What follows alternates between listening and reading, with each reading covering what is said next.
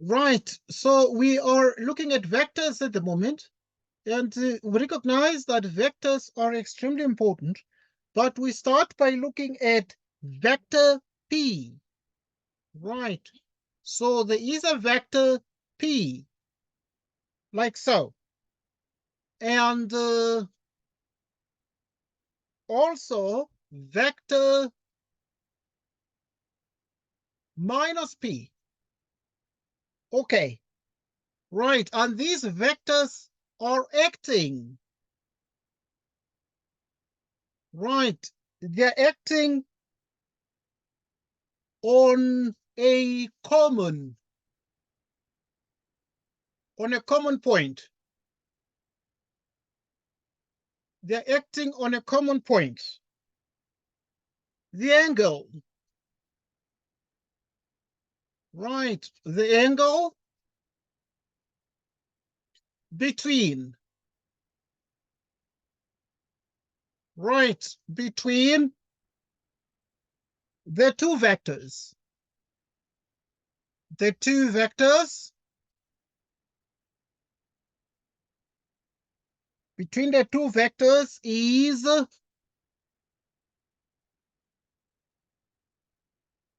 option A, 0 degrees. Option B, 90 degrees. Option C, 180 degrees. Option D, 270 degrees. Okay, let us look at these together. Okay, so we are effectively saying there's a vector P in another vector negative P, and these vectors are actually acting on a common point. The angle between the two vectors is what?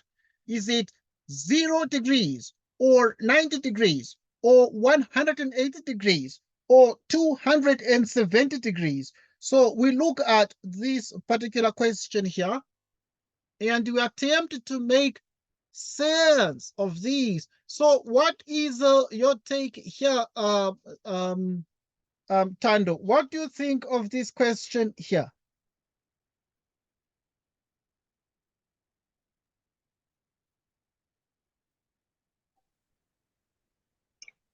Ace. Okay, that's fine. It's not a train smash.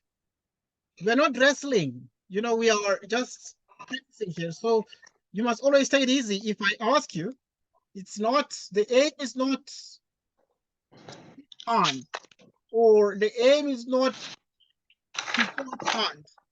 Okay, now we want to analyze this question together and understand that the question is saying there's a common point, and the point is what? Is O.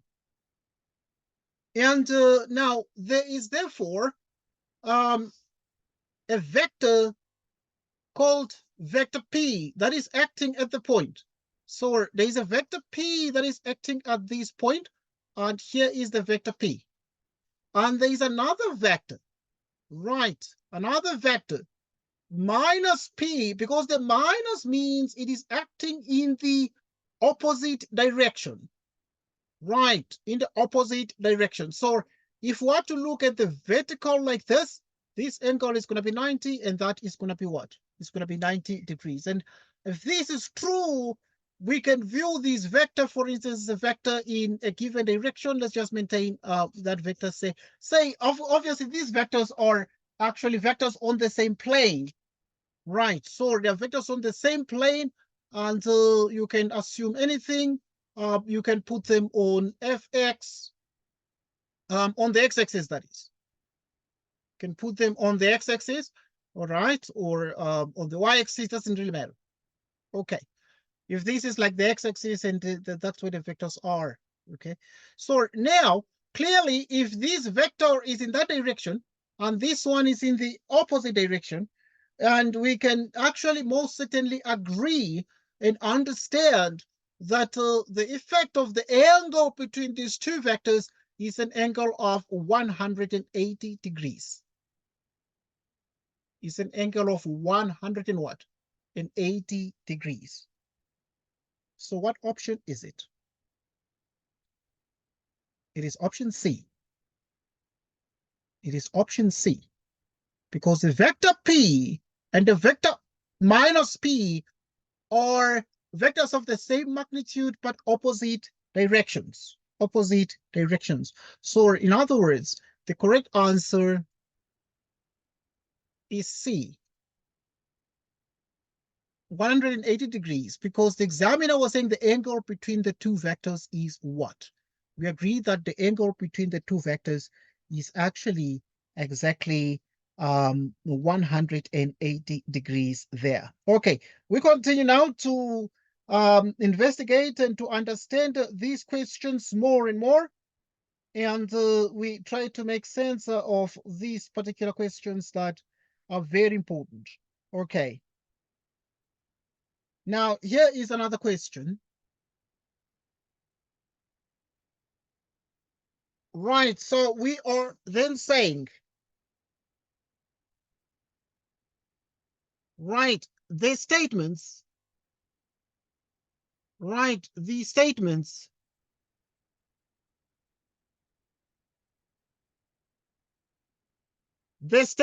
below refer to scalars and vectors.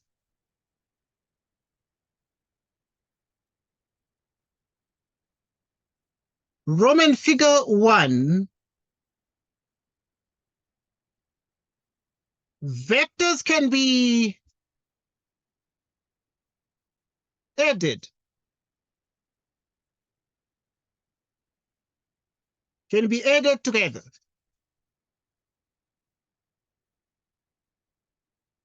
But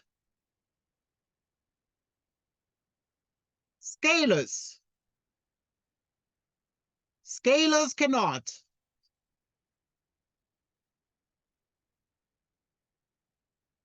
Roman figure 2, a scalar quantity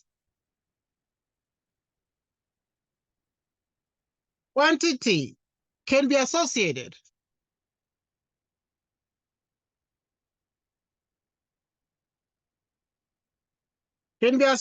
with direction.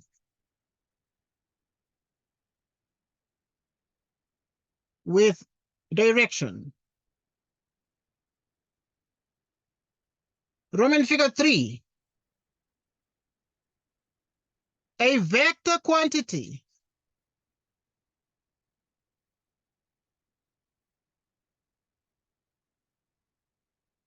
quantity is always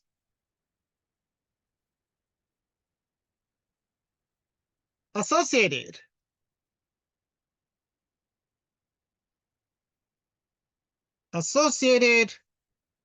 with direction.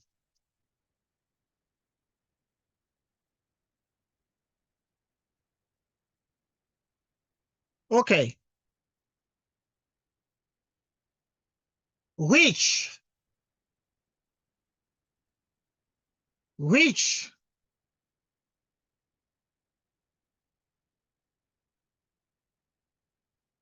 of the statements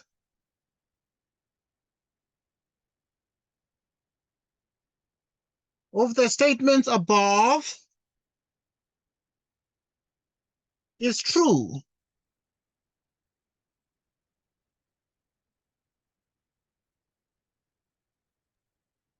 A,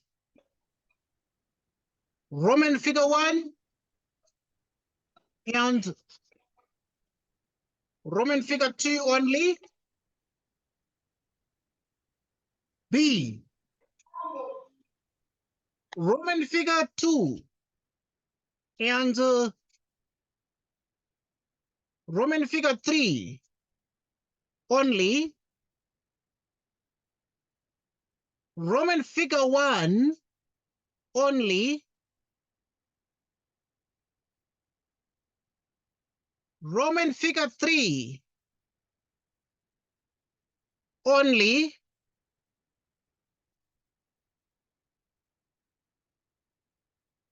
Okay, so this is what we have. So let us look at these. So here we are effectively then saying the statements below refer to scalars and vectors. Right. So vectors can be added together, but scalars cannot. Right. And then option 2 is that a scalar quantity can be associated with direction. Roman figure 3, a vector quantity is always associated with direction. Which of the following statements above is true? Right, A is Roman figure 1 and Roman figure 2 only. B is Roman figure 2 and Roman figure 3 only. C is Roman figure 1 only. And D is Roman figure 3 only. Okay, let's look at these and look at these very carefully. Right, so what do you think is the option here? Let's look at it very carefully because we are reasoning together and we're learning how to answer questions in science. Okay, we're learning how to answer questions in science of vectors. And we're saying which one is true here. So we need to think of which one is true here. Is it Roman figure 1 only? Is it Roman figure 2 only? Is it vectors can be added together, but scalars cannot? Is it true? Okay. Roman figure 2, a scalar quantity can be associated with direction. Is it true? A vector quantity is always associated with direction. Is it true? Okay, now we have this here. This is saying Roman figure 1, Roman figure 2 only, or Roman figure 2 and Roman figure 3 only, or Roman figure 1 only, or Roman figure 3 only. Right. Which one do you think is the correct answer here? Have you thought about it, Tando, or it's long and I don't know. What do you think? I think the answer is D. Yes, that's correct. The answer is D because D is Roman figure 3 only. So that is in fact the correct answer. So it is Roman figure 3 only. So D is the correct answer because this one here is A is a scalar quantity can be associated with direction. Obviously, this one is false. Vectors can be added together, but scalars cannot. So this is also false. And this one here is true. And therefore now at this point, we then say, we have this. And therefore the answer is D, which is the third Roman figure. The third Roman figure. Okay, so you can just say D only. It's understandable because that is the third Roman figure over there. Okay, let us continue and learn how to answer questions and how to interpret questions in science. Let's look at the question and the notion of a net force. A net force. Right, so net forces are resultant forces. But now let's look at this question that says a net force. Right, a net force, F, is applied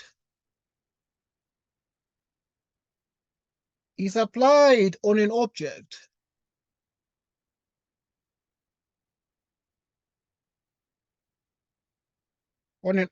of mass m.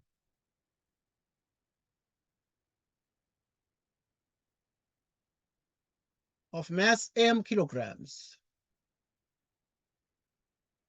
And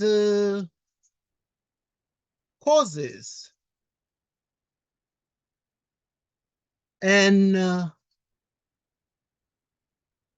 acceleration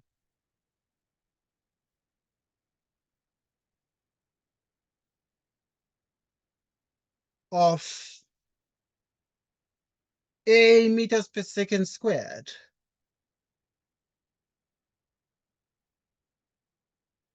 When the net force,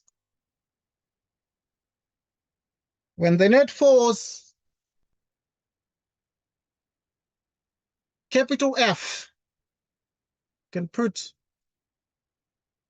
a little arrow there, okay, to indicate the nature of it as being a vector. When the net force F, right, when the net force F on the same object,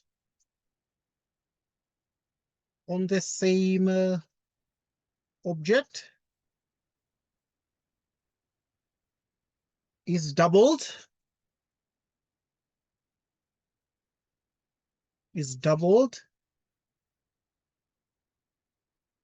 the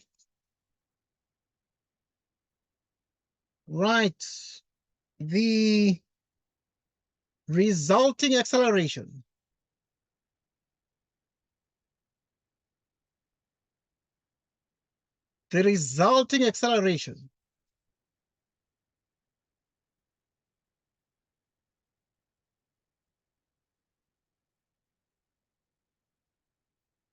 in meters per second squared will be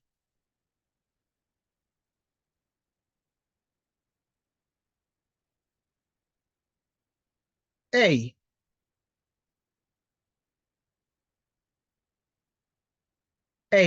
B, 3/2AC twice A, D,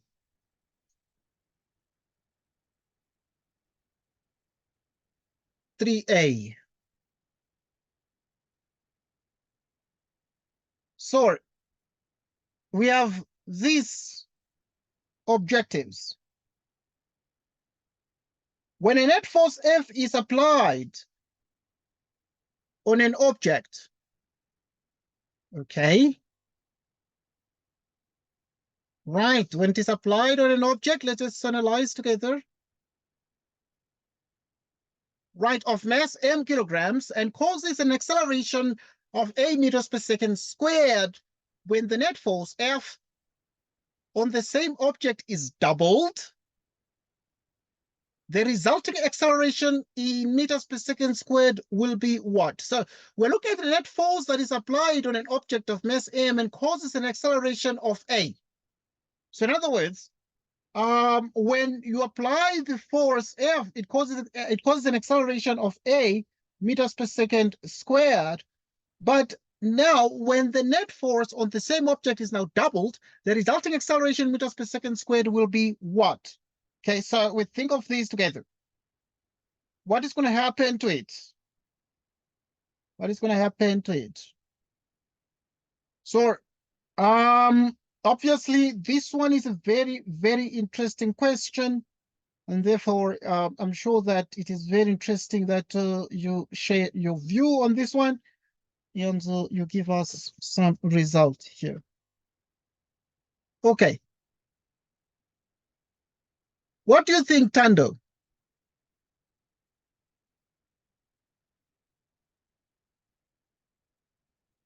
Oh, you want us to read the question again?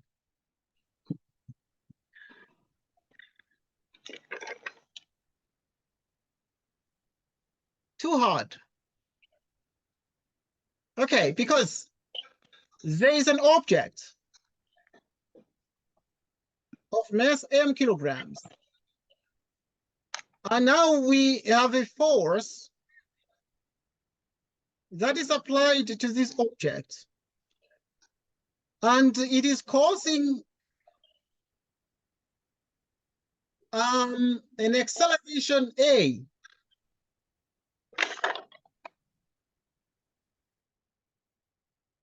Okay, but remember that this force is not just a force, it's a net force. So in other words, F net is causing an acceleration A. But suddenly, here we're saying when the net force on the same object is doubled. So somebody doubles the net force. What is going to happen to the acceleration?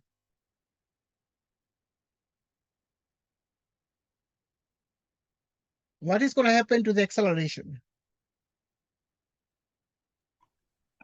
Say, I think the acceleration will increase. The acceleration will increase because the force is increasing, and therefore it is going to be doubled as well. Okay, it's going to be potential doubled because of the direct proportion. So we expect them to increase by the same rate.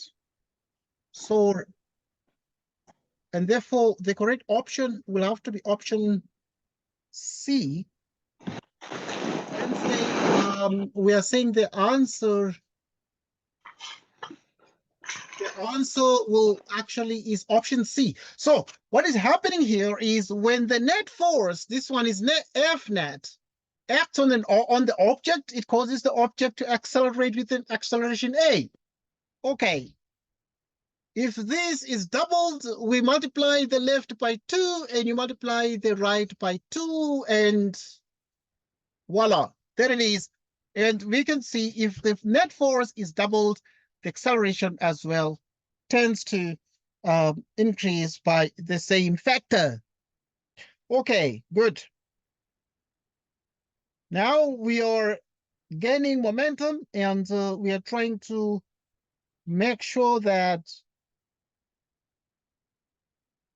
we analyze more of these questions. Let's look at the person standing on a bathroom scale. Right, so a person stands on a bathroom scale. On a bathroom scale in a stationary elevator. Right, so these things are happening in a stationary elevator. The reading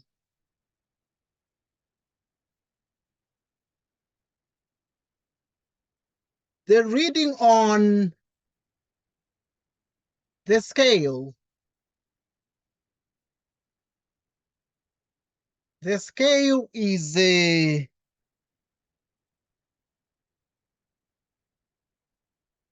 490 newtons. When the elevator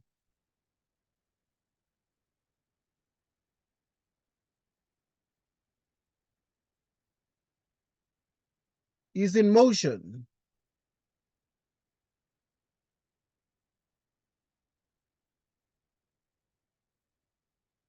the reading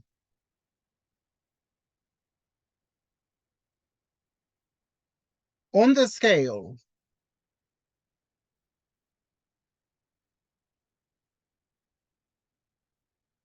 changes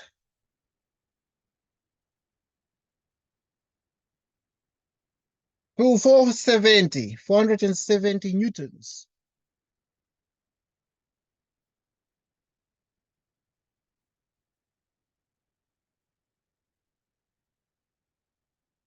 All right.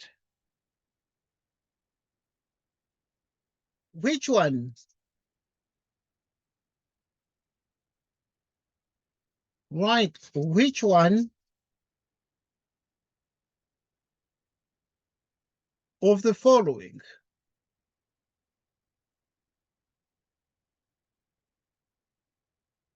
combinations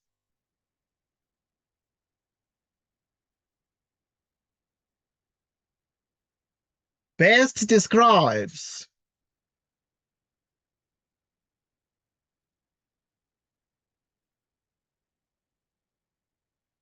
best describes the direction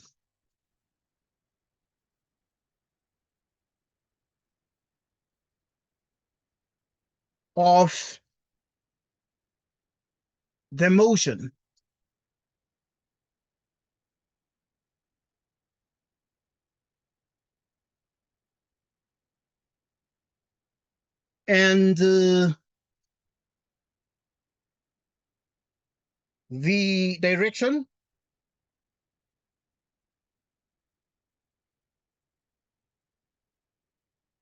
and the direction of the motion here of the acceleration, right? Acceleration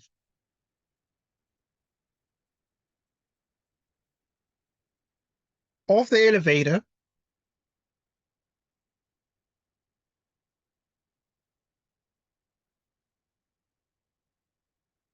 during the motion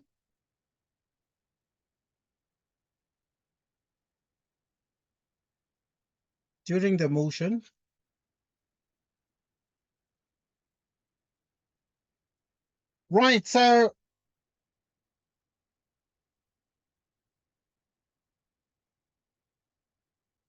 we are looking at the fact that now if we have that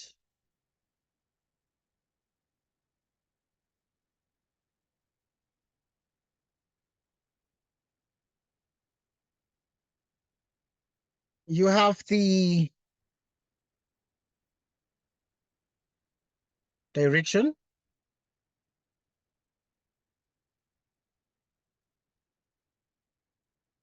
of the motion,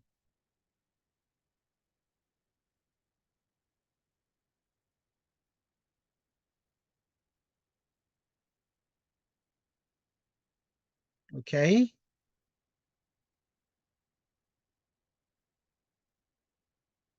And then we also have the direction of the acceleration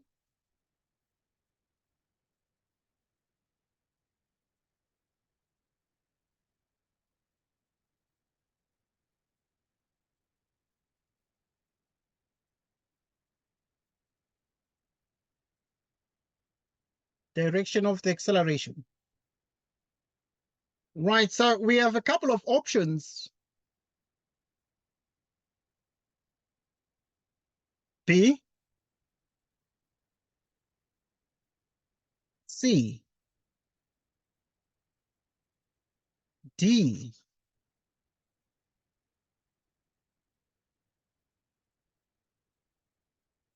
Right. Upwards.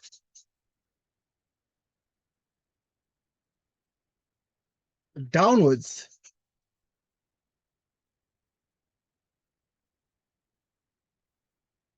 Upwards.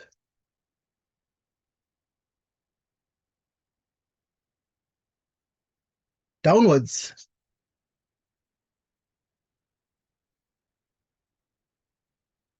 Upwards.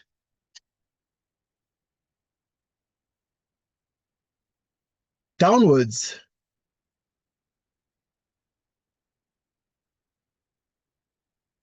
Downwards.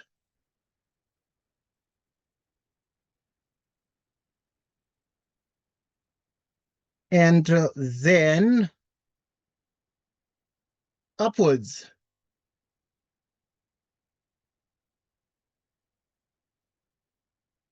Upwards.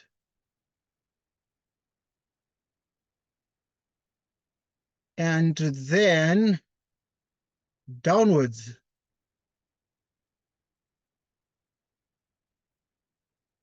Right, so we are looking at this particular question, and it is a very interesting one on vectors and now motion as well. Right, so now at this point,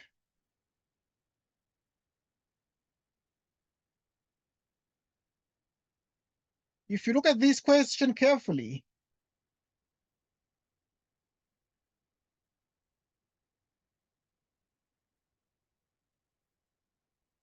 A person stands on a bathroom scale in a stationary elevator.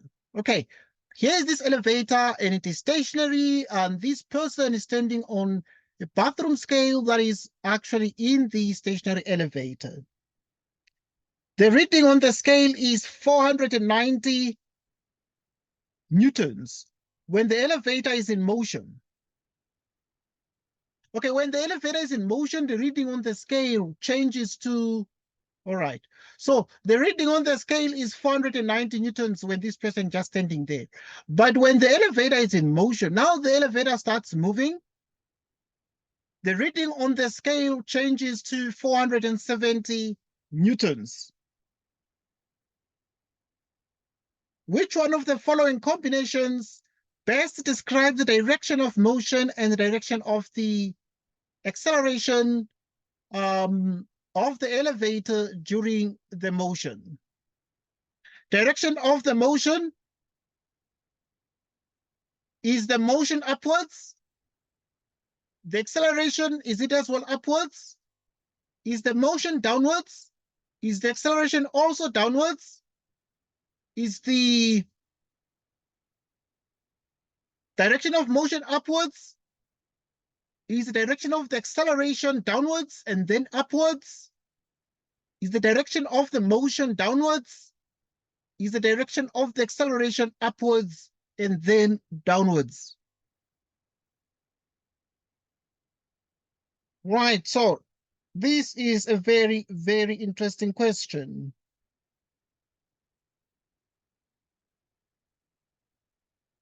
It's a very interesting question.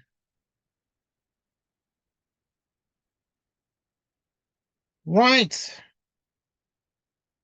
So what do you think of this particular question there, Tando? Let's read it again.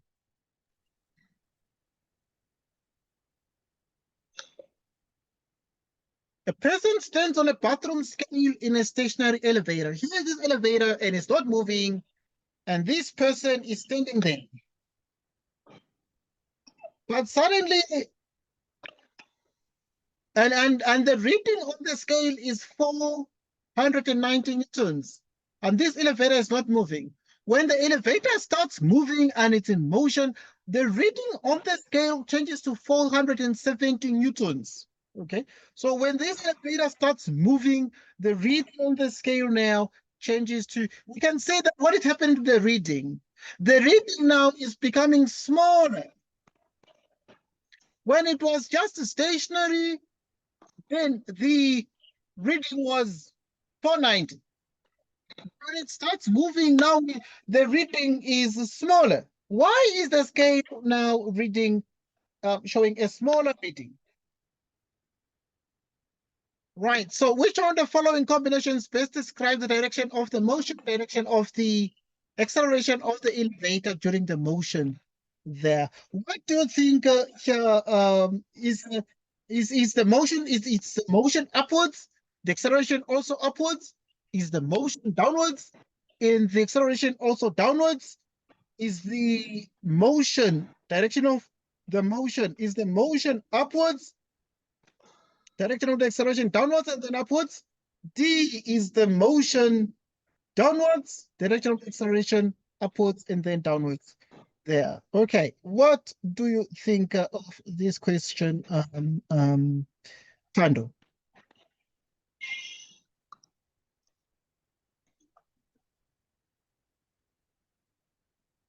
I think the answer is D, sir. Okay, that's fine. We're learning. We're learning. Let us analyze this situation together. Let us analyze this situation together to have a fair understanding of this. We shall look at the two cases. Case one.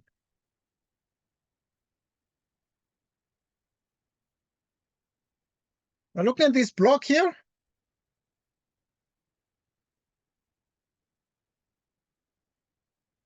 And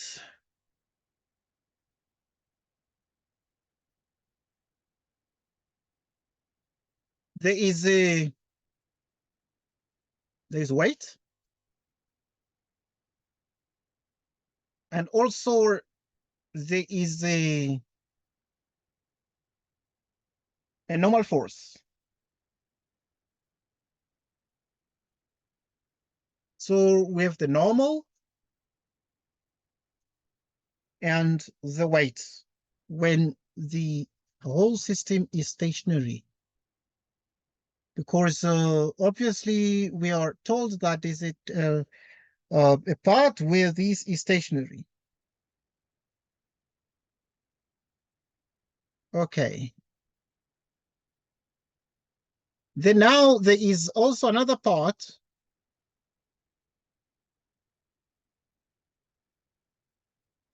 Okay, we're gonna put more information, but we need to look at the fact that when we have this person standing there on the bathroom scale, there is a weight of that person, but the bathroom scale exerts an equal but opposite force on that person.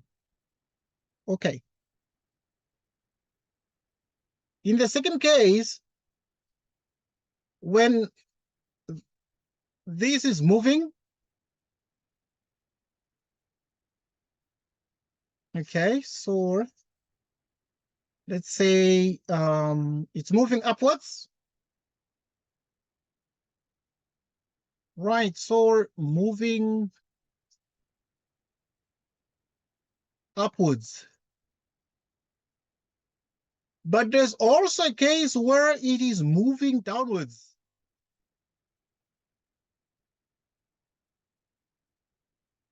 Okay, so if it is moving upwards, the whole system, the lift is just now moving upwards. What's going to happen? We understand that the person standing on the bathroom scale will surely has a weight, which is the force of gravity. Can call it Fg. But simultaneously, because now it is moving, there are a couple of forces that are acting. So you have the normal force, but you also have the F applied. You also have the force applied by the what? By the lift. The base of the lift is in contact with the it's in contact with the bathroom scale, so that this is the applied force now that is upwards, acting on the bathroom scale. Okay, now it's when it's moving upwards. Now we are looking at downward motion.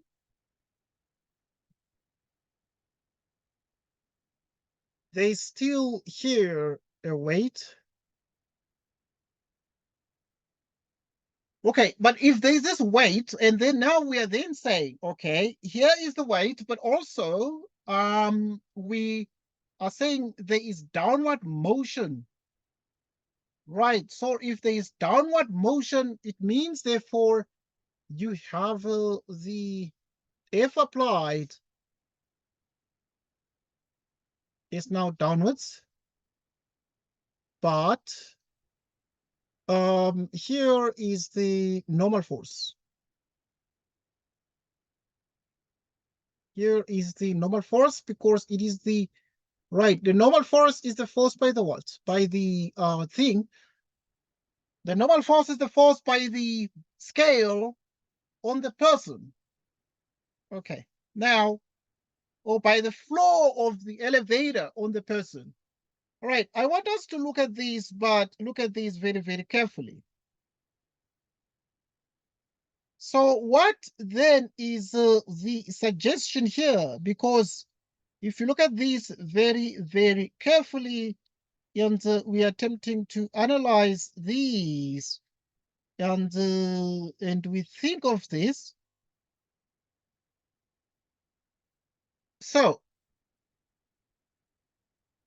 if you look at the options and the option B, for example, that says the direction of motion is the downward motion and the acceleration is also downward. So obviously we need to look at the acceleration now.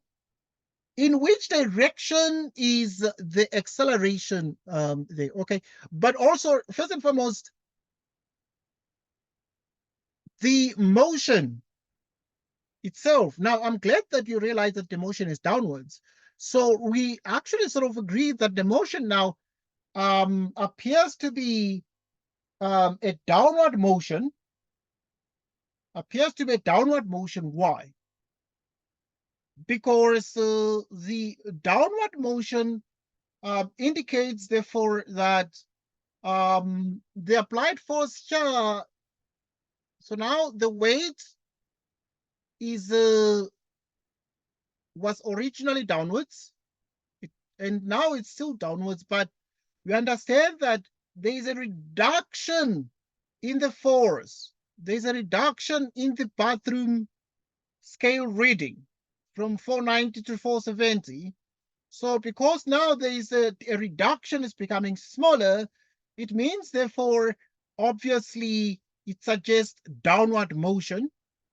Downward motion, because if it was upward motion, then you could have two forces acting upwards, and that would potentially mean the two forces acting upwards. It will sort of increase the pressure to push the person up. Both the normal and the applied force would be upwards, and that would increase the reading on the scale. But here, the weight is downwards, the applied force is downwards, and it's lessening and reducing the force between the feet of the person and the bathroom scale. Okay, so we agree, therefore, that the motion has to be downward motion. What about the acceleration? What kind of acceleration are we talking about here? This is not a projectile, this. So the kind of acceleration is the acceleration that arises from the net force. And we need to understand, therefore, that F net equals ma, and this is Newton's second law of motion, but also we have just read now that F net is directly proportional to the acceleration. Is directly proportional to the acceleration, so that in the end, we are able to see, therefore, that if F net increases, the acceleration increases there. Okay, now we have this, and it's good news for us. Happy people, we are excited. We are excited. So the acceleration now that we're dealing with, okay, in this case, because this is moving downwards, suggesting that the system is moving downwards, so the acceleration will also be the downward acceleration, because the entire system is downwards, it's moving downwards. So in other words,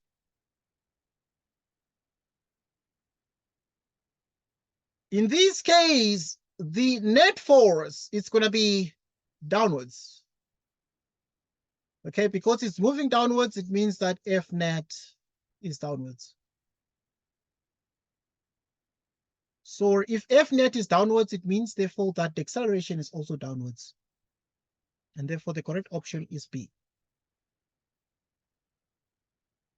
The correct option is B. Just think of these and think of these very, very carefully, Tando. Make sure that you apply your mind to this. Okay, let's look at electrostatics. Let's look at electrostatics. Now we are effectively looking at electrostatics, and we are saying two charged objects. Right. Two charged objects repel each other. repel each other with a force F.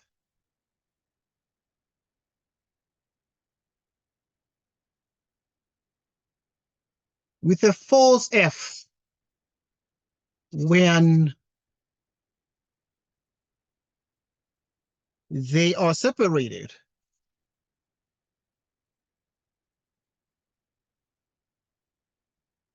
When they're separated by a distance d.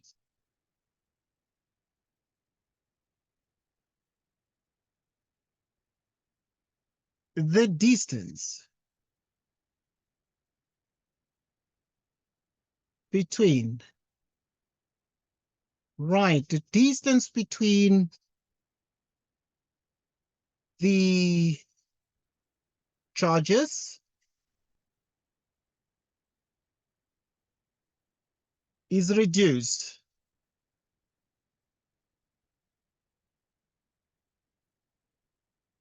Is reduced to 1/3d.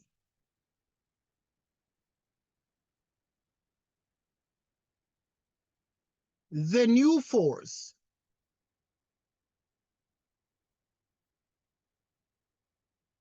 in terms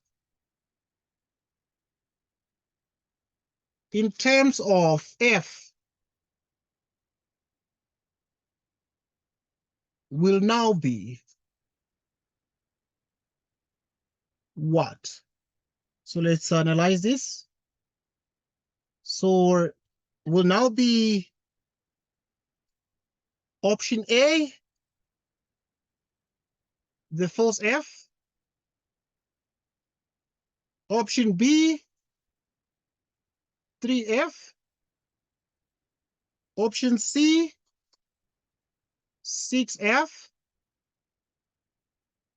Option D, 9F. Okay. Two charged objects repel each other with a force F. When they are separated a distance d by a distance d. Okay. Now, we need to understand what is happening here, that these objects are separated by a distance d, and if they are separated by a distance d, the force is F. The distance between the charges is reduced to 1/3 of the original distance.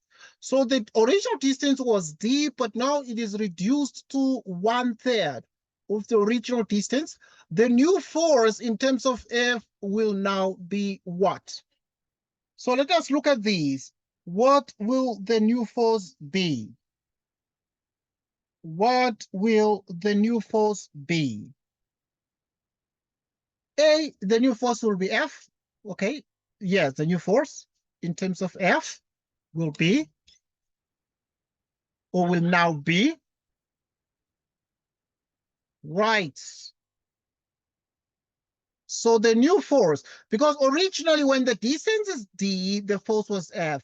The distance between the charges is reduced to 1/3 of d. So now the distance is multiplied by 1/3, so it's reduced and it's made smaller. It's divided by 3, and the new force in terms of F will now be A, F, B, 3F, C, 6F, D, 9F. What's your take on this question, Tando?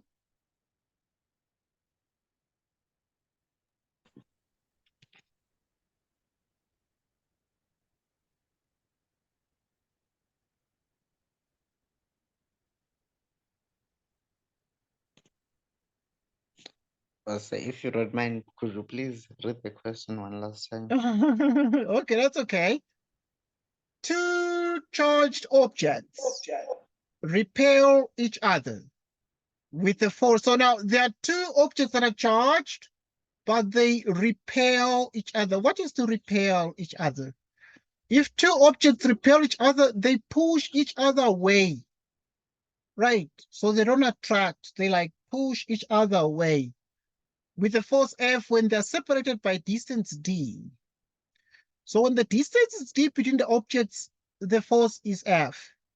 The distance between the objects or between the charges is reduced to 1/3 of D. Now the distance is now reduced to 1/3 D or 1/3 of D. The new force in terms of F will now be what? What will the new force be?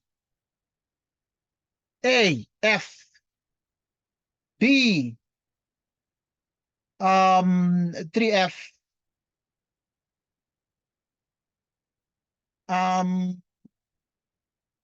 C, 6F, D, 9F. So which one is which?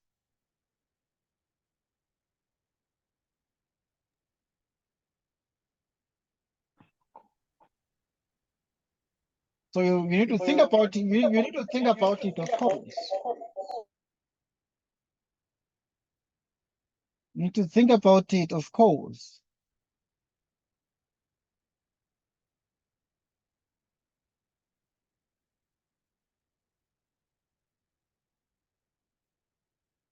Okay.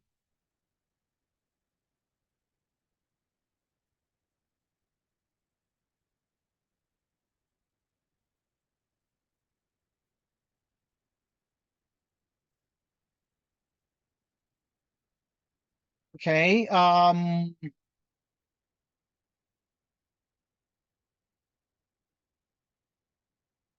What do you think the answer is, Tando? We're practicing, remember. It's not an exam. These are past exam questions, by the way. They are not just questions I'm just bringing myself.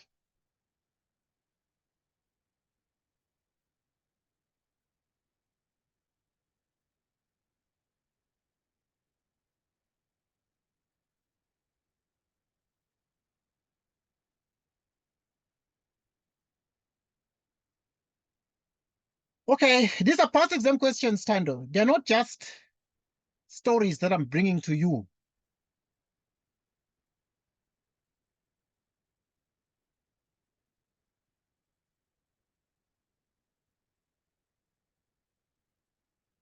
What do you think, Tando?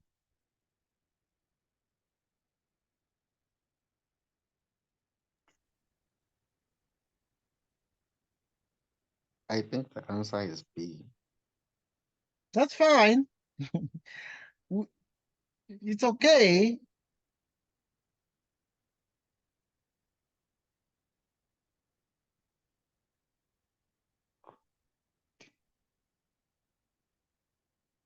All right, we use this formula, please. We use something we call Coulomb's law. Have you heard of Coulomb's law yet? Yes, I have. Okay, there's something we call Coulomb's law. The force of attraction or repulsion between two objects is given by a constant, charge 1, charge 2, over the square of the distance between the centers of the objects.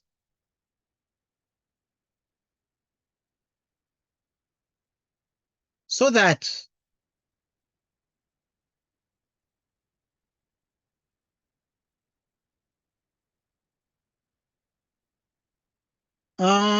if you look carefully,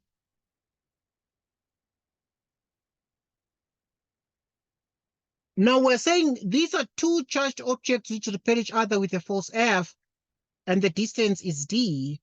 Right, so the force is F, and now we are saying effectively the distance between the objects is what?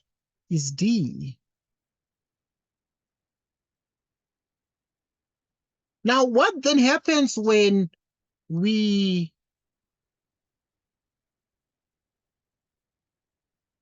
now look at the next case and then say we are still dealing with the constants. Q1, so there is a new force. The charges Q1 and Q2 are maintained. Okay, the charges are maintained as Q1 and Q2.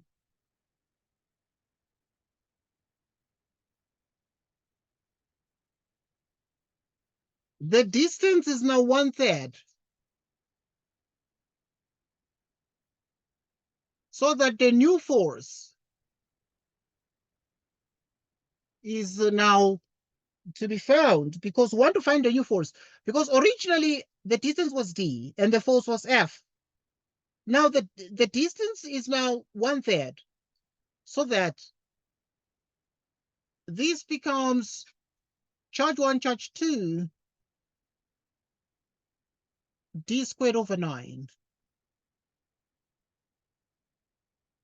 Okay, so this is 9. So we have 9k q1, q2 over d squared, 9f.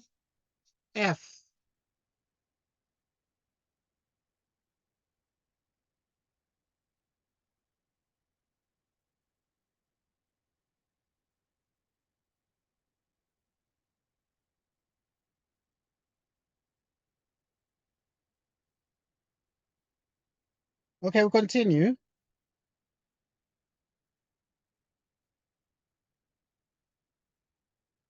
We continue. So now, because if you square 3, 3 squared, now it's 1/3 squared. 1/3 squared is 1/9. Okay. So this can be written like this. So which is 9f. So in other words, what we're saying is therefore that the new force is 9 times the old force.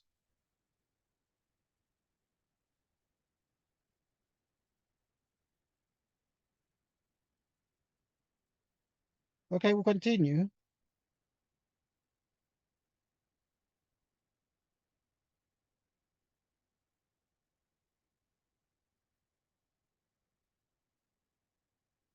Right, so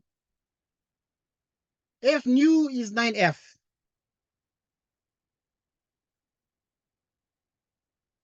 So that is the thing. So which then is the correct answer here? The correct answer is D. The correct answer is actually 9f.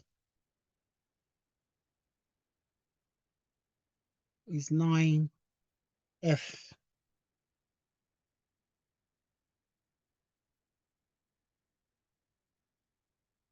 Okay.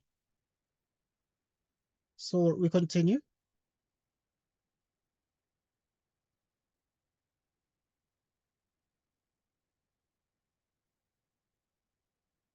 The leaves.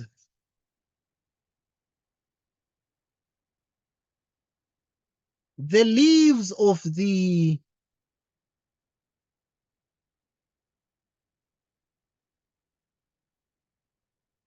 electroscope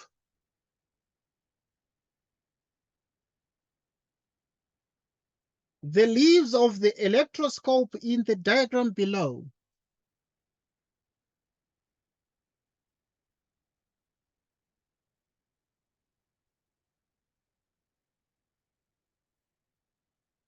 are positively charged.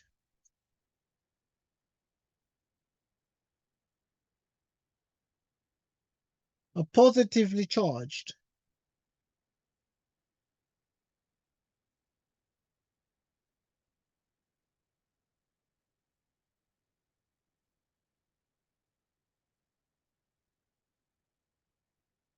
Right, so we have a positive here. And we have this object like this. Then you have a small object there. There's a disk like this.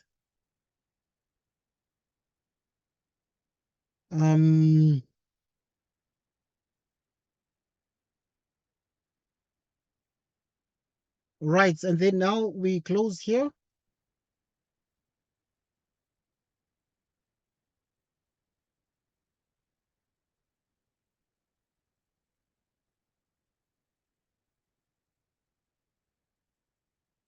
Okay, now let's I'm sketching what you call an electroscope.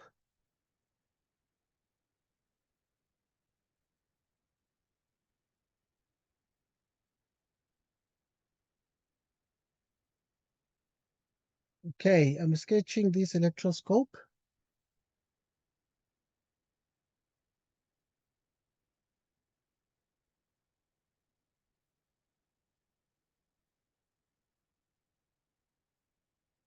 And then now it's plus here. And then there is something like a leg, like a human leg, an object that sort of protrudes on this side here. Positive also. The leaves of the electroscope in the diagram below are positively charged.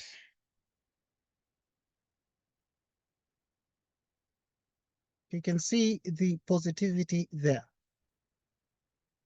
Let us continue. When an object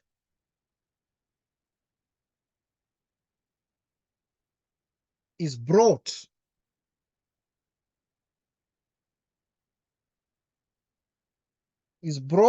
close to the plate,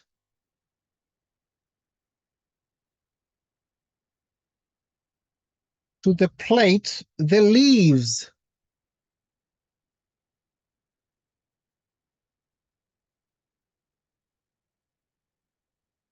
diverge more.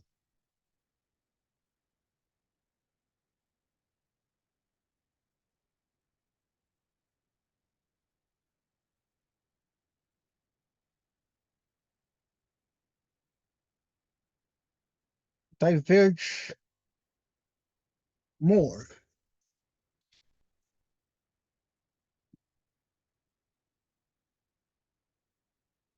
We can therefore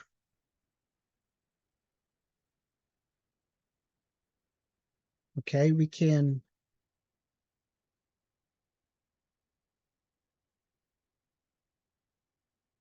therefore conclude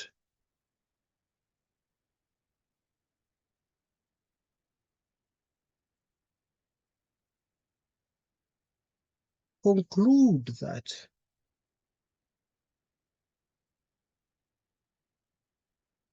the object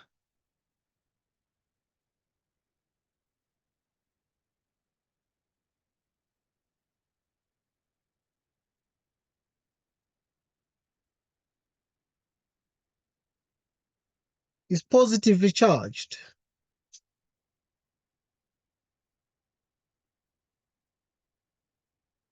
Positively charged. B is negatively charged.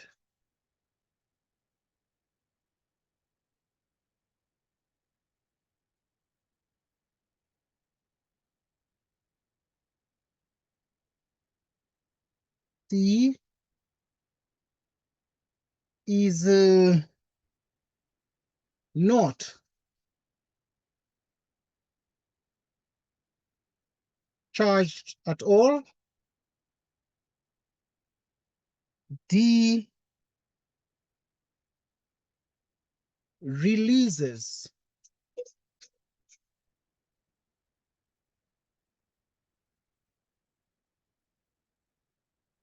Continue.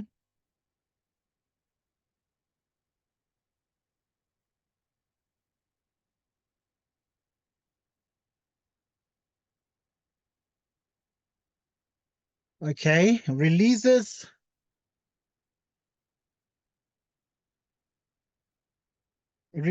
positive charges.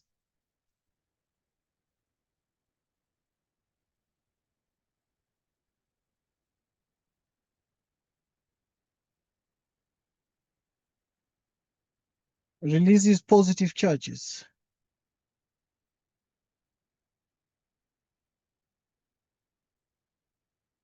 The leaves of the electroscope in the diagram below are positively charged. So if you look at these components are actually positively charged, and you're told that this object here is called an electroscope. So this is just what we call the electroscope.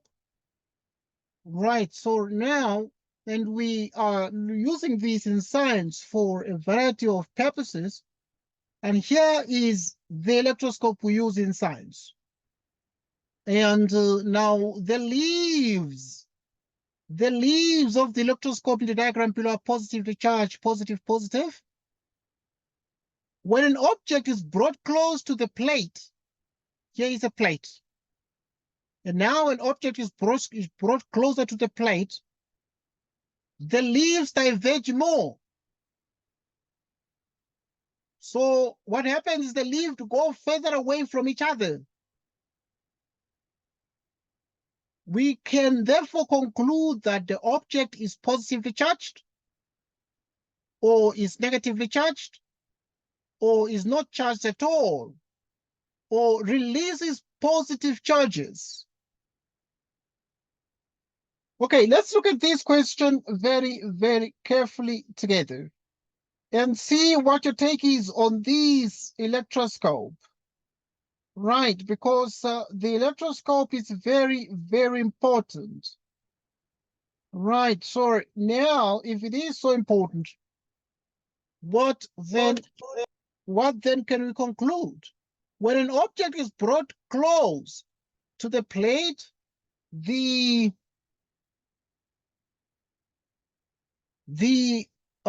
leaves diverge more. The leaves diverge more. We can therefore conclude that the object is what? Is it positively charged? Is it negatively charged? Is it not charged at all? Or it releases positive charges? We're just bringing objects closer to this plate. If we bring an object closer, we don't know the object, but we are trying to do an experiment in the science lab. So by actually doing an experiment in the science lab now, we are then saying, okay, let us bring the object here and this object now. But when we bring it closer to the plate, these leaves are diverge more. They move away from each other. What kind of an object is this? Is it positive?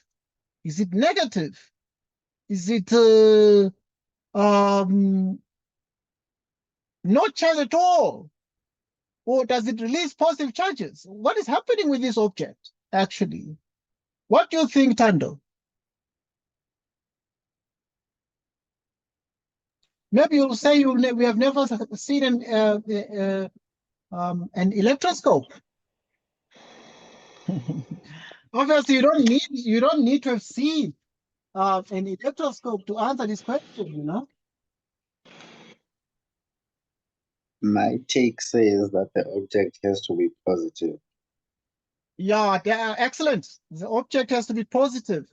Right. You don't need to have seen anything, but the object has to be positive. So the correct answer is positively charged, and therefore the correct answer is A. That is the answer. Right. So it is correct that the object has to be positively charged. And why should the object? Why is the object taken as positively charged? There are a couple of things that are very important here, but it is the fact that this particular object, whenever it is brought closer, these move away from each other. They move away from each other because when a positively charged object is brought closer, what happens is the positive charges repel each other in the object and also in the microscope or in the electroscope, so that what then happens is if these become more positively charged by induction, then these will diverge more. And when they diverge more, because the positive charge is now stronger by electromagnetic induction, then these diverge away from each other because the positive charge sort of increases. So they're therefore positively charged. Okay, so that is the thing. So it's something that is very important. So, but yeah, so the correct answer there is A. Okay, let's continue and analyze these things more, because we want to be the best in science. And now, if we want to be the best in science, we try to make the most of our time. So, right, we continue. Remember, we are practicing here, Tando. So there is no train smash. There is no train smash. Okay, there are many things that we're going to do, but some of the things we are done in grade 10, and now we're going to be doing them more in detail here. Here's another question.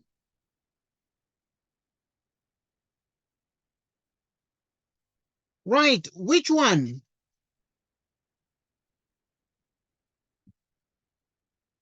Which one of the following graphs?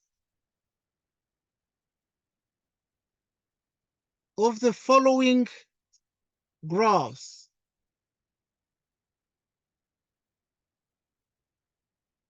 best describes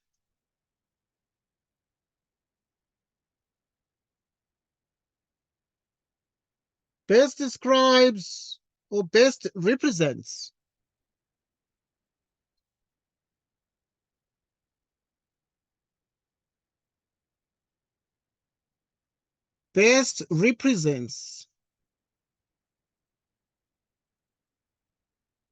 the relationship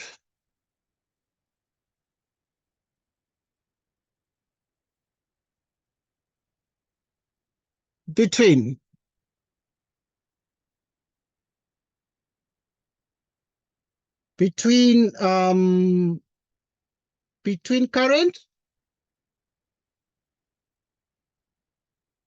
current and potential difference.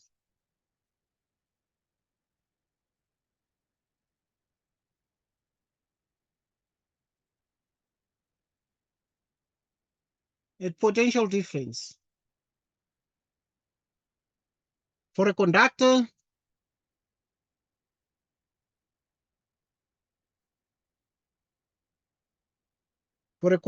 which obeys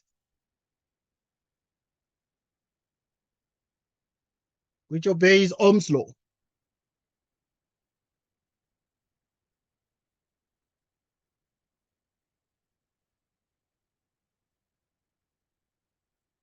Okay, now let's look at some basic graphs.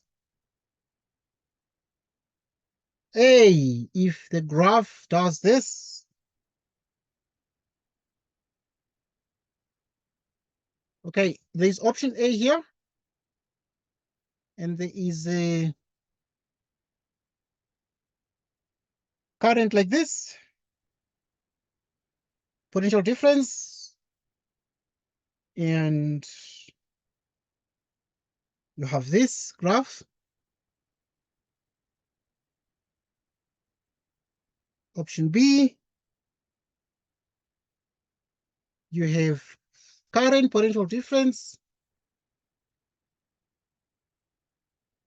and this is downslope like this, And then you have current, potential difference.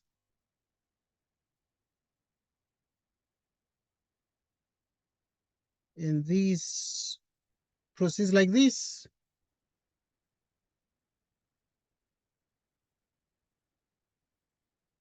We have current, potential difference.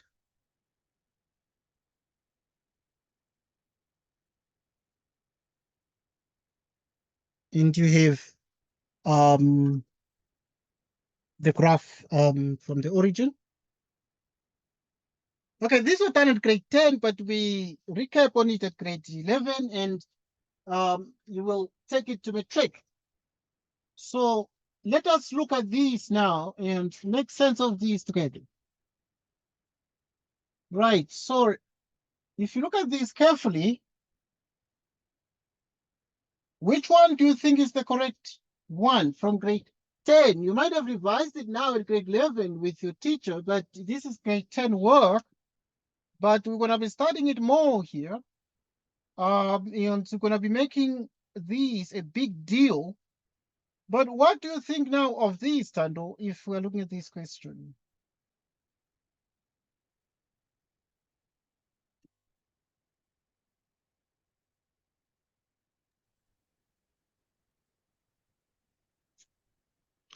Is you forgot?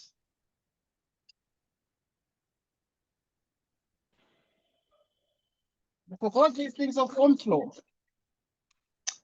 I do still remember Ohm's law. All right, that's fine. Okay, because we're going to discuss it now a little bit more in detail. But because now it's part of the syllabus, it's not that I'm just doing it. Okay, it's part of the grade 11 syllabus, and these are past exam questions we're discussing. Now, Ohm's law has to do with the fact that potential difference is directly proportional to current. Potential difference V is directly proportional to what? To current. Okay.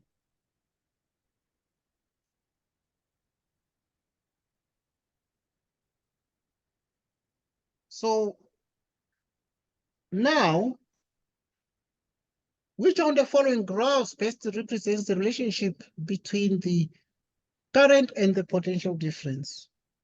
Which one shows direct proportionality amongst these graphs? That is the question.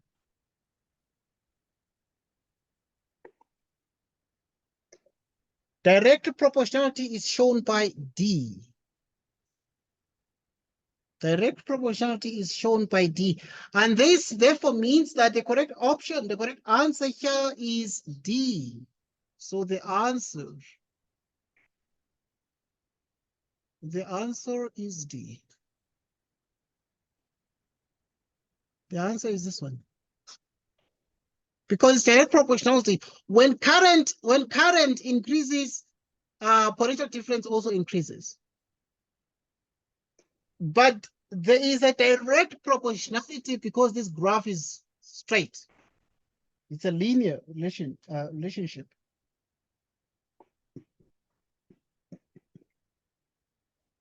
Okay, so just note that. Okay, let us solve a little bit more problems now.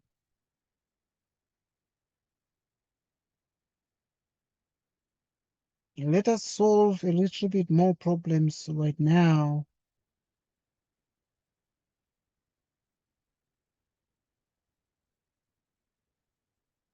Okay.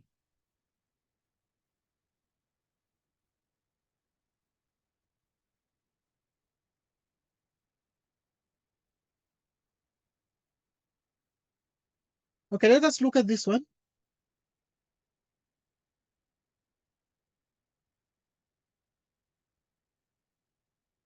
Right, so we are looking at what you call electrostatics.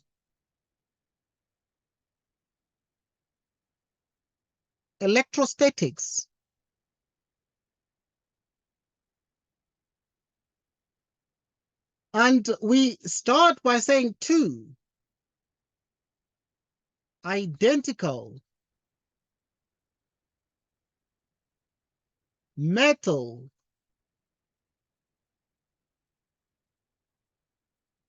metal spheres,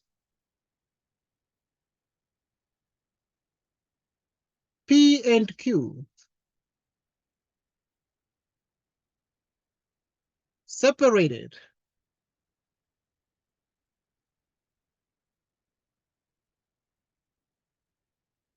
by a distance,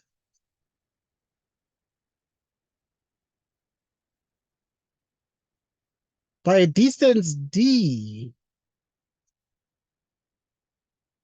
are suspended,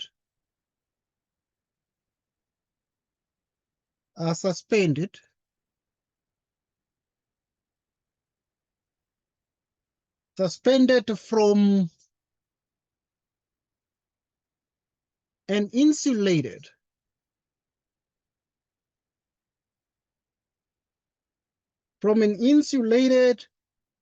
rigid wooden bar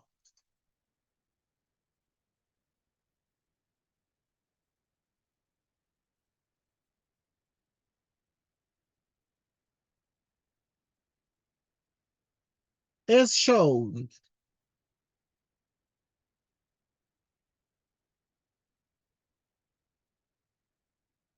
in the diagram below.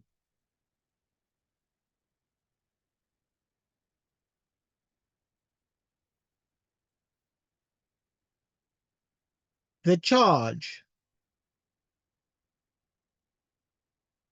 on the spheres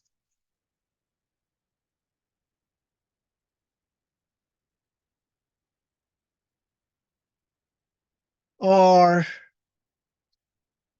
-4 microcoulombs and +8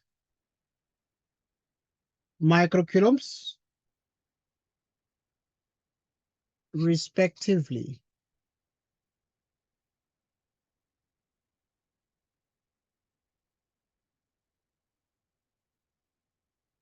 Here is the setup.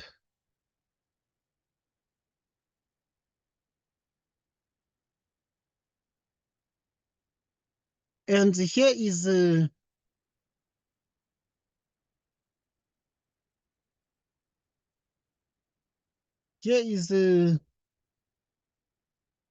this sphere. Okay, it's down like this. -4 microcoulombs.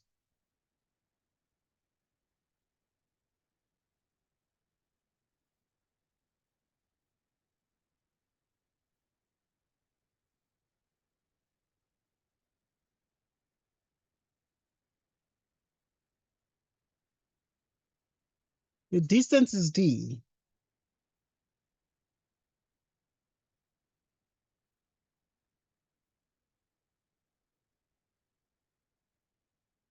Sphere Q.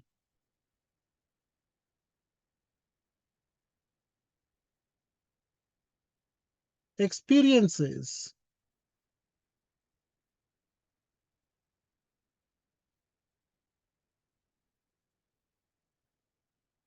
okay, these are spheres. They might not look like spheres the way I drew them, but the diagram is not to scale. But sphere Q experiences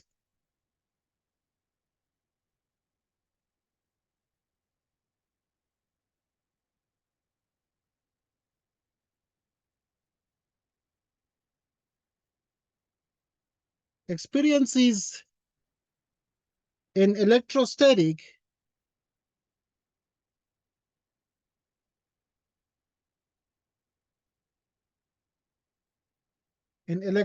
force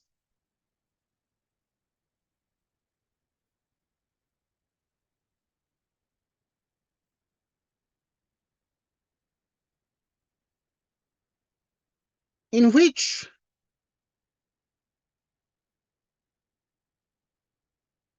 direction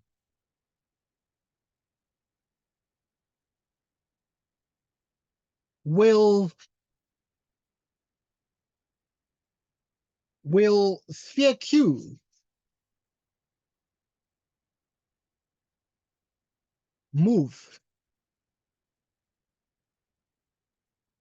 Okay, now at this point, we need to write down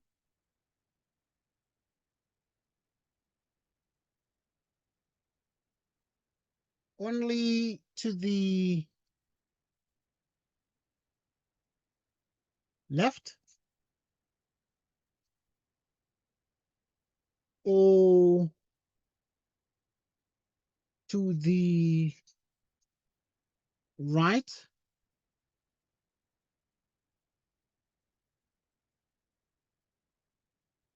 Okay, let's look at these. So sphere Q experiences an electrostatic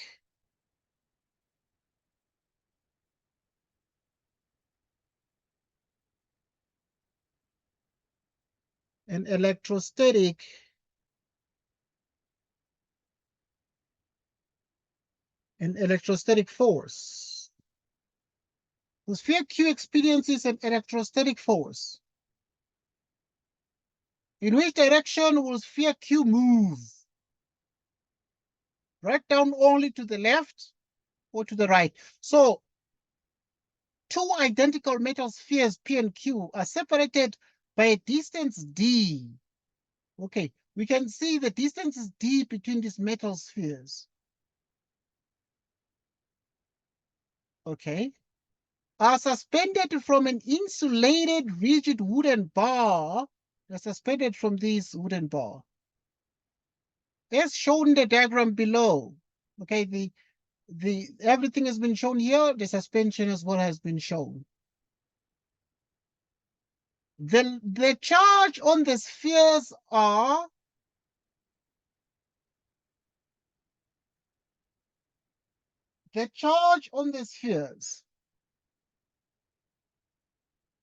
-4 microcoulombs and +8 microcoulombs respectively. Okay, so you have -4 microcoulombs and +8 microcoulombs respectively. Sphere Q experiences an electrostatic force. This one experiences an electrostatic force. In which direction will sphere Q move? Right, down, to the left, only to the left, or to the right? So let's look at this particular question with the tandem.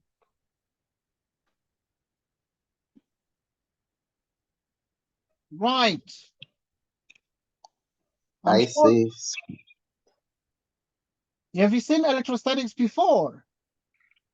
Yes, I have, sir. Okay. What is your thought? I mean, this one is like negatively charged, and this one is positively charged.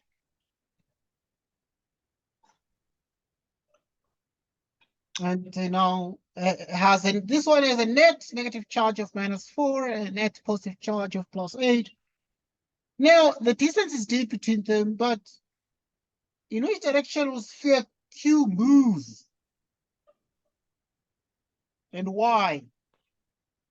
They did not ask why, but they said right only to the left or to the right. I see said to the left. To the left. Why? They did not This ask. is because I agree with you, to the left.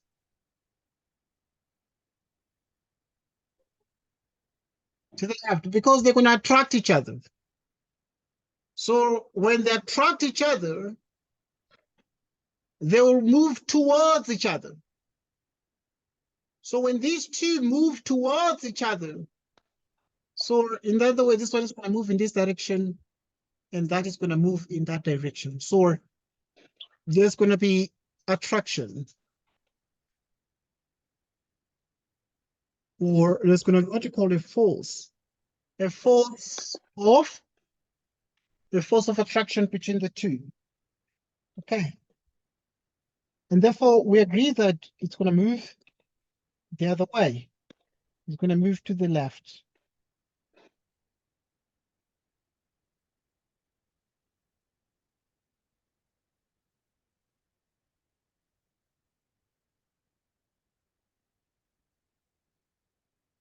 So continue. Now, let's look at the next question.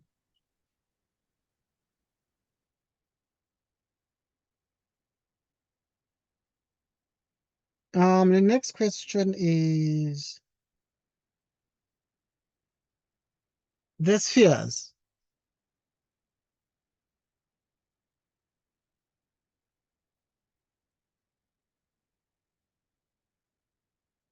Are now made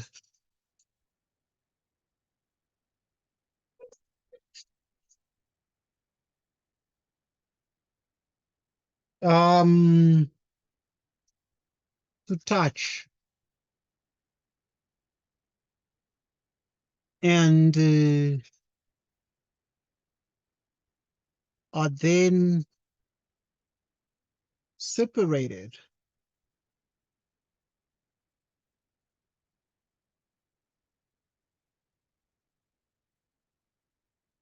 The spheres are now made to touch and then what? Separated.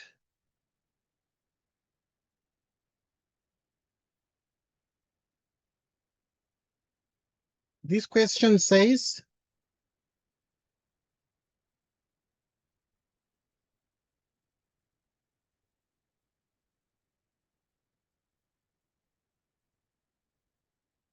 so, okay. The spheres are now made to touch and then separated, and are then separated where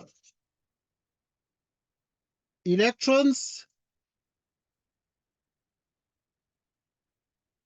removed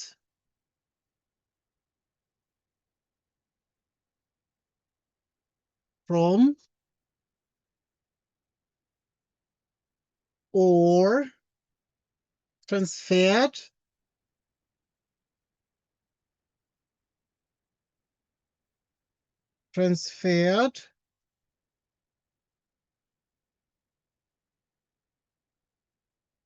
to P. Give a reason for the answer.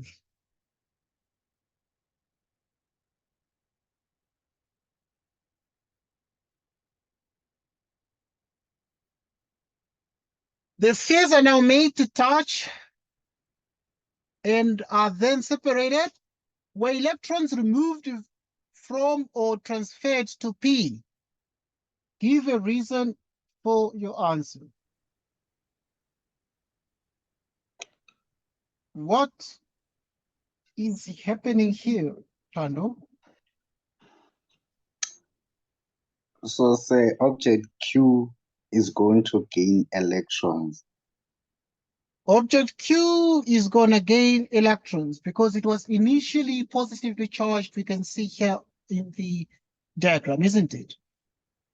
Yes. Yes, it's positively charged. It is going to gain electrons. Yeah. So the electrons are being removed from P. Okay. So the electrons are being removed from P. Well done. That is correct.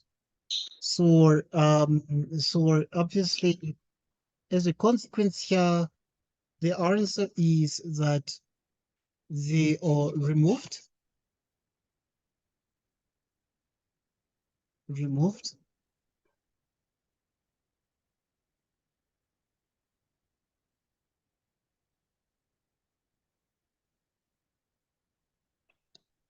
Right. Right. They are removed.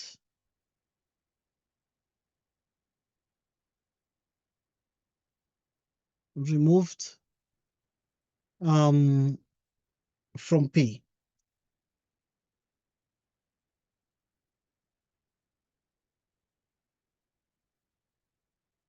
The electrons are actually removed from P. So over the sphere, Q experiences an electrostatic force. And we're saying, okay, the spheres are now made to touch and then separated with the electrons removed or transferred to P. Give a reason for your answer. They were removed from P. And give a reason. What do you think the reason is? My reason is an object gains if a positive object say, and a negative object will come into contact, Yes. the positive will gain electrons because an object does not what's this? For it to be positive, the electrons have to be less than the protons. Yes, understand. Yeah, obviously we're making a lot of sense there, Tando. But now, yeah, as the way we reason, we normally just need the net charge. You're right, but there's something called the net charge that we use. So the net charge. So we look at the net charge after these objects came into contact with each other. So the net charge on P, the net charge on P is what? Okay, so now to get the net charge on P, we need to consider these two things. -4 microcoulombs plus 8 microcoulombs and divide by what? By 2, because there are only 2 of these spheres. And now we then say 8 minus 4 is 4 microcoulombs. We divide by 2 and it is plus 2 microcoulombs. So the net charge on P is positive.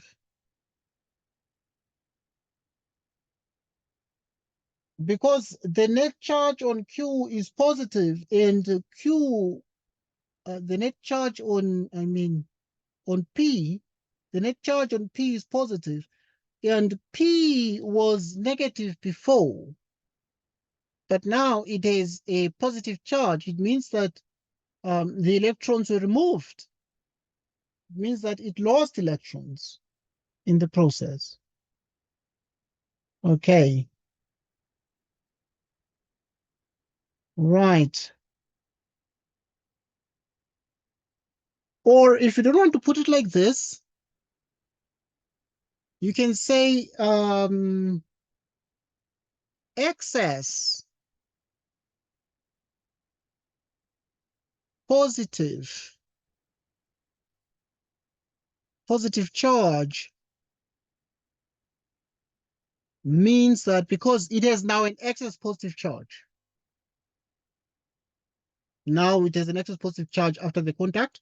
So the excess positive charge means that electrons have been removed. Have been removed. Okay. That is the answer.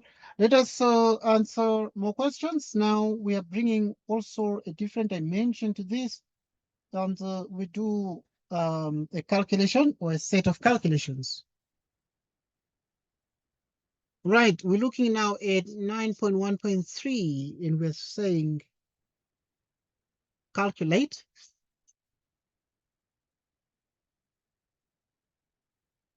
the distance. The distance d between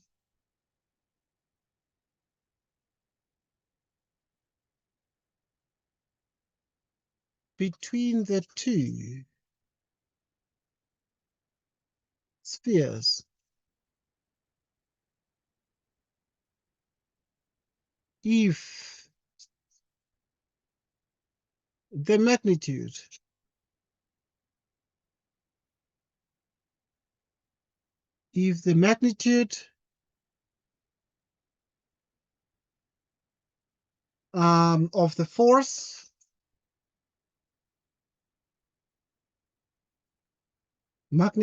of the force experienced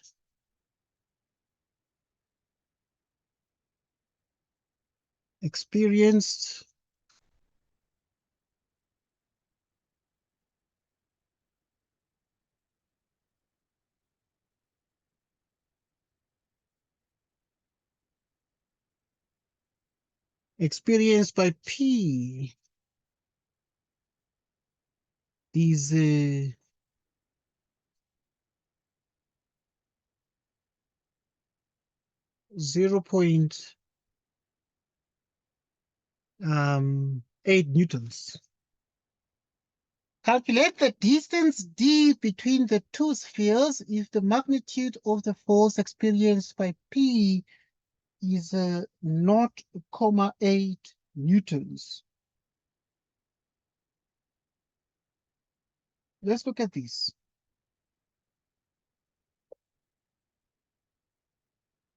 So to do this question, we're going to use Coulomb's law. F is K, Q1,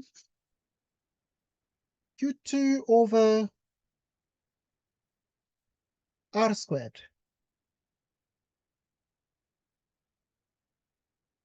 And then the force is 0.8. 9 times 10 to the 9 times 2 times. Okay, now after they've made contact, calculate the distance d between the spheres if the magnitude of the force experienced by P is. Okay, after they made contact, then we realize that the net charge is going to be 2 microcoulombs. So micro is the 2 microcoulombs is times 10 to the minus 6 here. 2 times 10 to the minus 6 there. And we divide by d squared. Right, so we solve for d here. Solving for d, we divide everything and take the square root. So that d is 0.21 meters. Okay, if we solve for d, we find 0.21 meters. And because now we just have to calculate the distance d between the spheres, and therefore we get that answer there, that it is going to be exactly 0.21 meters as the distance between the objects. Okay, let us analyze this a little bit more.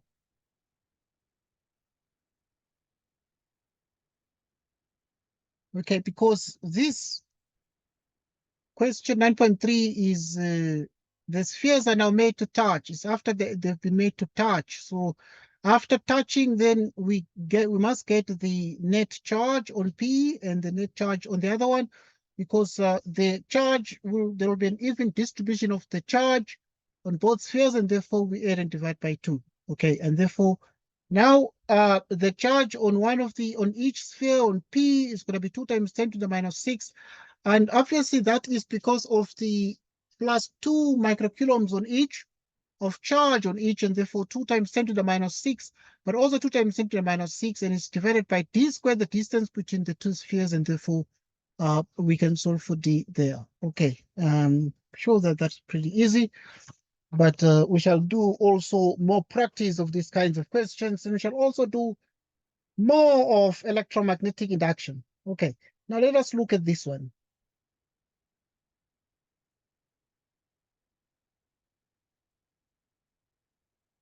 Let us look at this one. 9.2.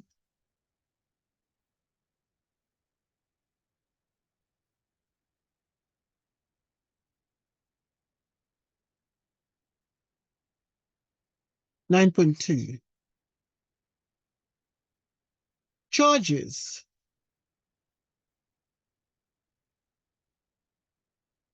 Charges of +4 microcoulombs and -3 microcoulombs are placed a distance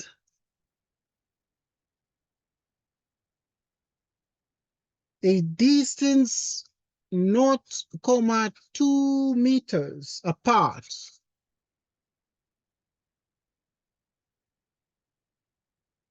on a straight line.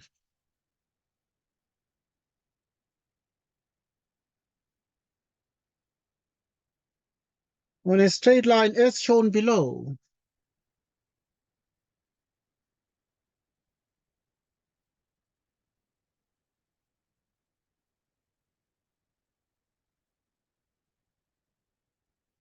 Point P is located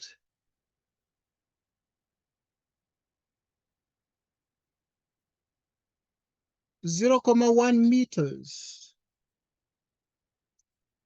to the right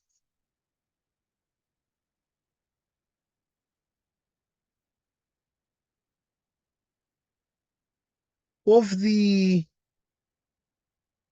-3 microcoulombs charge.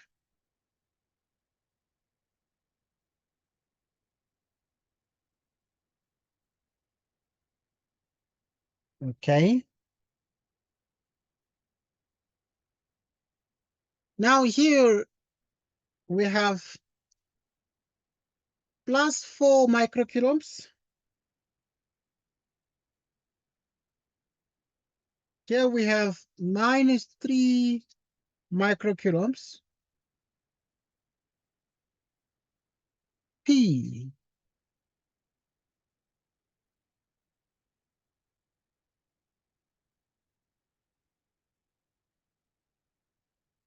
Okay, we are just sketching the axis here. And the distance here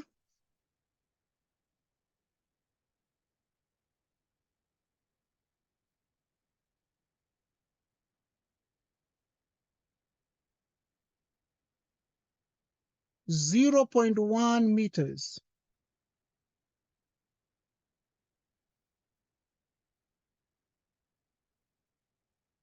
Calculate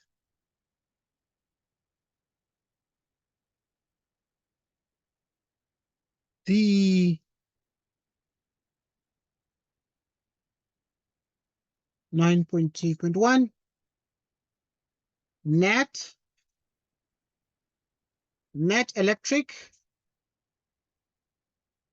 electric field at point P.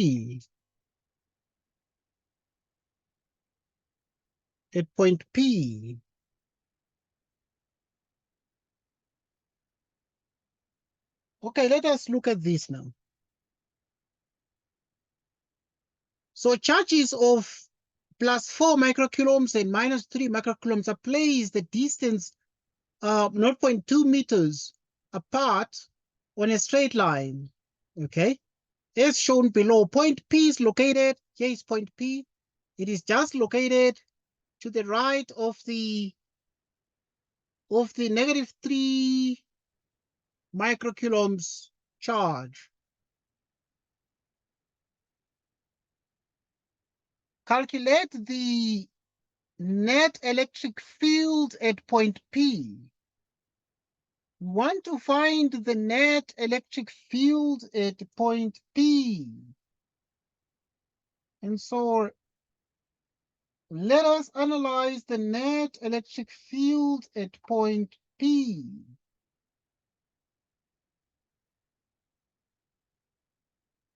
Right.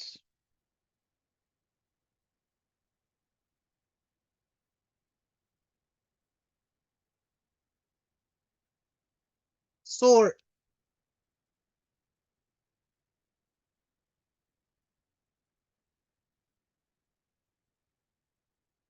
So E then is KQ over R squared.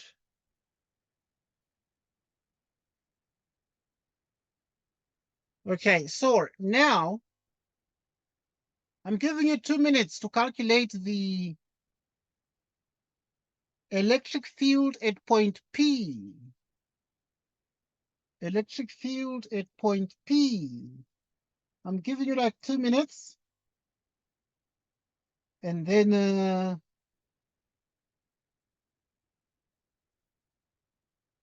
we discuss it together.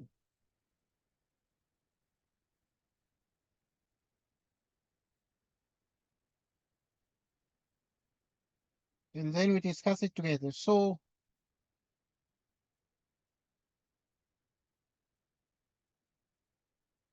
right.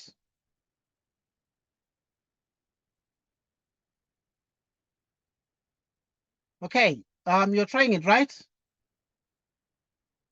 Electric field at point P.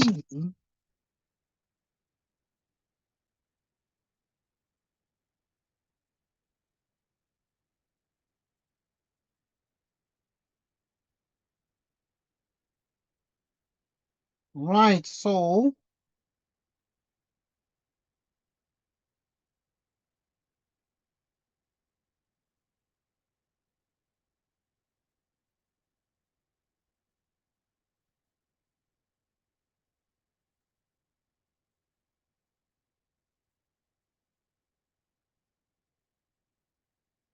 okay, please be trying that question in the meantime.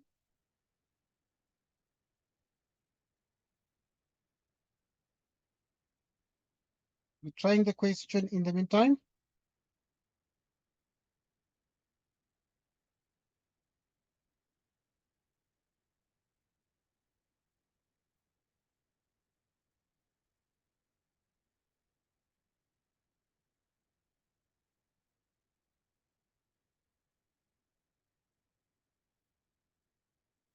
Okay, so yeah, you let me know when you're done.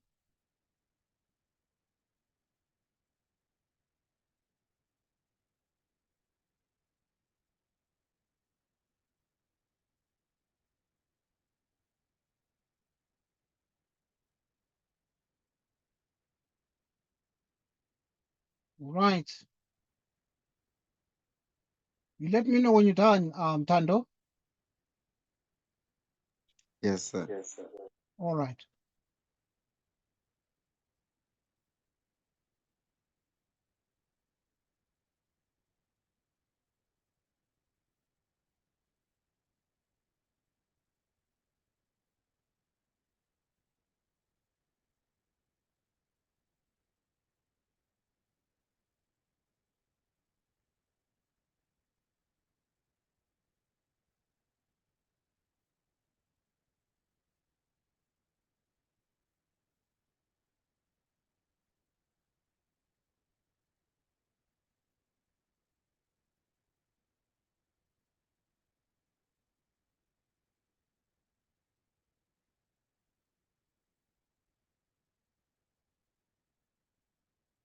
Right, we're still here.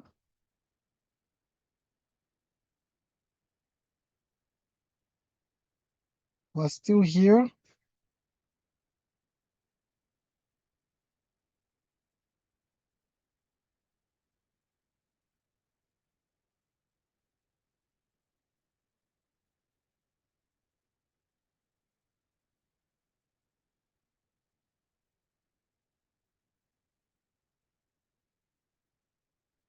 Right.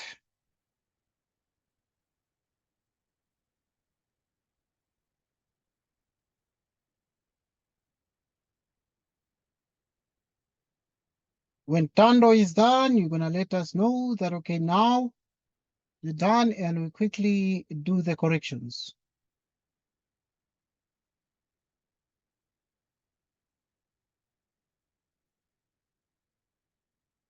Right. So may I please see the other side? Okay, that's fine. Right. Thank you for reminding me, because I was just thinking most of the information was on the other side, you know.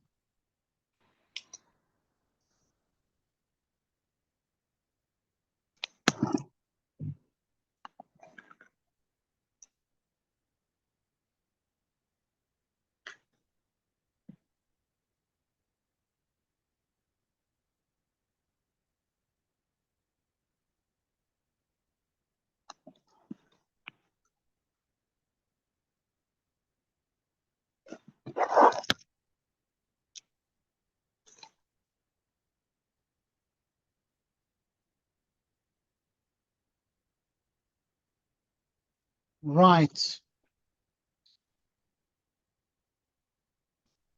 So I'm sure it's very interesting, but also very easy. We can just work through it together because I know that you are doing it. So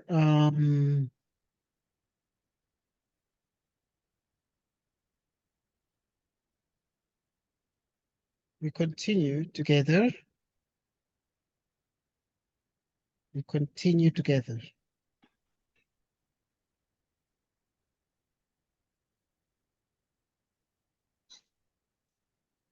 Right. So the couple of things that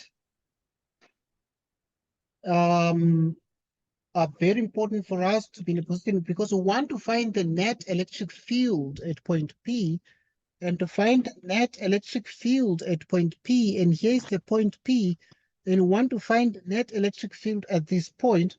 And the question is, how do we find the net electric field at this point? So here I was just writing the formula. So the formula is electric field equals KQ over R squared. Right, and therefore, now if this is the case, what is the electric field at one of these?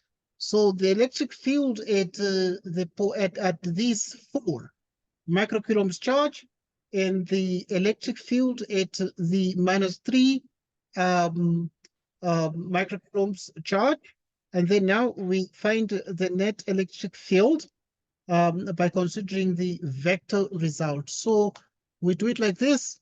So this formula, therefore, will imply that the E4 is actually equal to 9 times 10 to the 9, because the K is 9 times 10 to the 9. And then now you substitute the charge Q of the 4, and the 4 is 4 times 10 to the -6, which stands for the microcoulombs. And then now the distance there is actually at this point is 0.2 plus 0.1, and now it is 0.3. Okay, so here you take 0.3 and then you square this.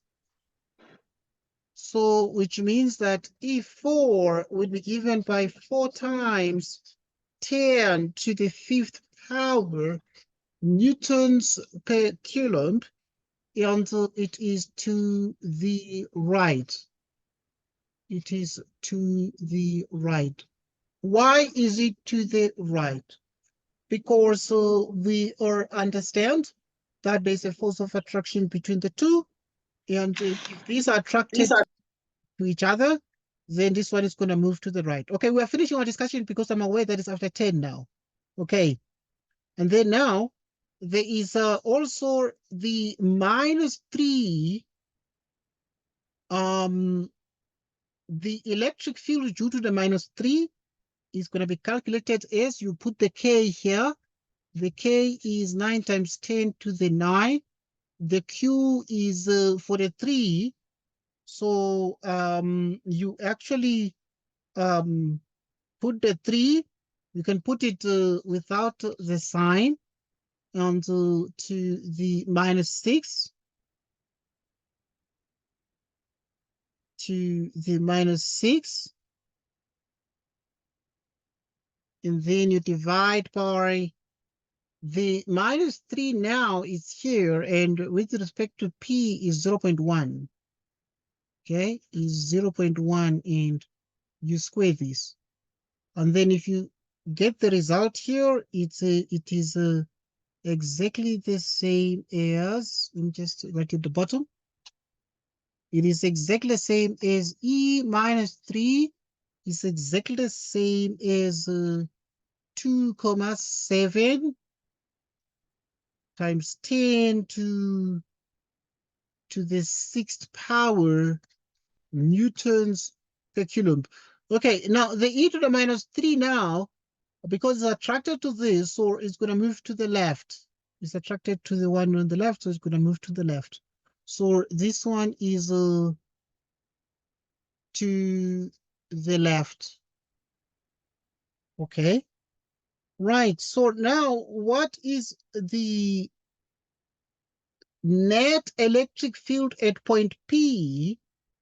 So which means therefore the net electric field at the point P is the field due to the 4 microcoulombs, but with the field due to the minus 3 microcoulombs, so that the net electric field at P is given by what? Is given by 4 times 10 to the 5th power newtons per coulomb, right? Newtons per coulomb like this.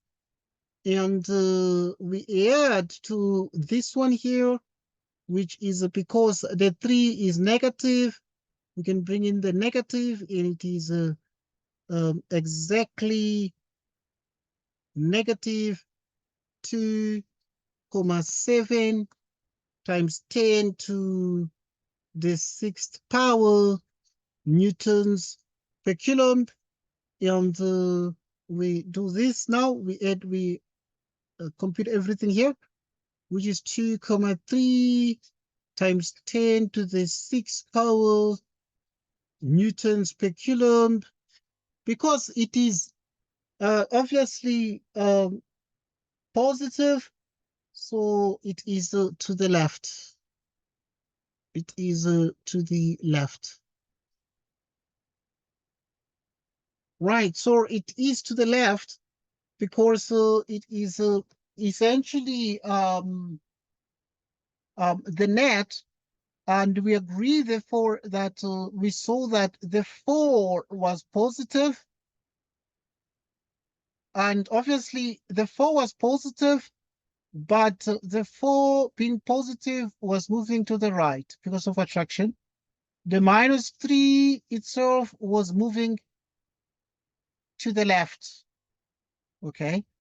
And therefore, the net electric field at P now is going to be the positive, but it is essentially to the left. The reason why also it is to the left is because we understand, therefore, that if you are at point P, due to the force of attraction, this is going to migrate towards P, and therefore the net electric field at point P is going to be obviously to the left. It's going to be to the left. I need to emphasize the direction here, because if it is negative,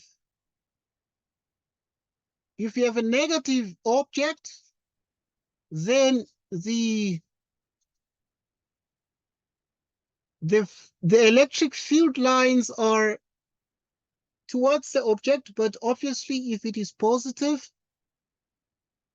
they are away. They're away. So obviously at this point, because this is negative, this will be obviously to the left because they are moving towards the object there. Okay, and that is fundamentally the reason. But we are therefore able to conclude that the net, hence the net electric field at point P, right, hence the net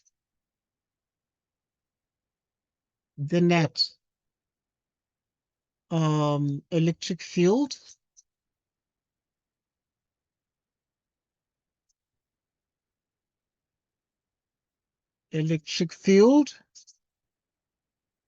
at point P is 2,3 times 10. Okay, it is this one here. Newtons per coulomb to the left. To the left.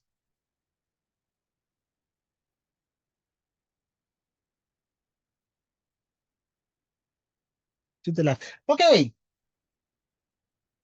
So thanks a lot, Tando, for joining us. I'm gonna send the video recording in the next couple of minutes. We keep in touch. Yeah, our meetings continue every Saturday 4 p.m., every Sunday 4 p.m. During the week, I can always propose like pop-up discussions, okay? But I'll let you know like the day before or something like that. Right, so thanks a lot, Tando. Okay, Yeah. so thanks. Thanks. Yeah, have a good night. Have a good night. I'm gonna send a video in a couple of minutes. Yeah. But yeah, Saturday we meet, Sunday, Saturday 4 p.m., Sunday 4 p.m. And during the week, pop-up meetings will come. I'll let you know like the day before so that you prepare yourself. I know you have other subjects to do, you know. I don't want you to only think math and physics, that kind of thing. All right, or math and physical sciences. Okay, thanks, Tando, and have a good evening. And goodbye, Tando. Thank you. Goodbye, Tando. Goodbye. Mhm.